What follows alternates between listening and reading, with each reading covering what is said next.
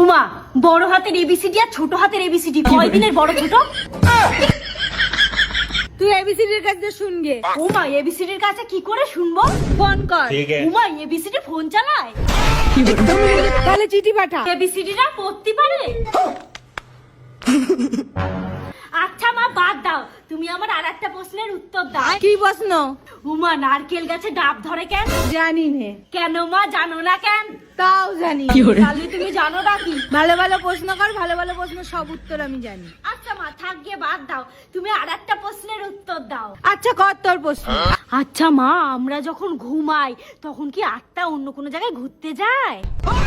আমি কি তোর আত্মার ড্রাইভার নাকি যে আমি জানবো? আমি শুধু জানি মানুষ যখন ঘুমায় মনে মনে করে পড়ে থাকে। আরে মা, মরা মানুষ কি ঘুমাই থাকে? না, মরা মানুষ মরে থাকে। তুমি সবকিছু বাদ দে, আমার এই কথাটা শোনো দিন। না, শুনবো না, তোর কোনো কথা আমি শুনবো না। তোর কোনো কথা শুনতে আমার ভালো লাগছে না। ভালো না লাগলেও তোমার শোনা লাগবে। ভারী কাষ্টে পড়া মেয়ে তো তুই। আচ্ছা ক।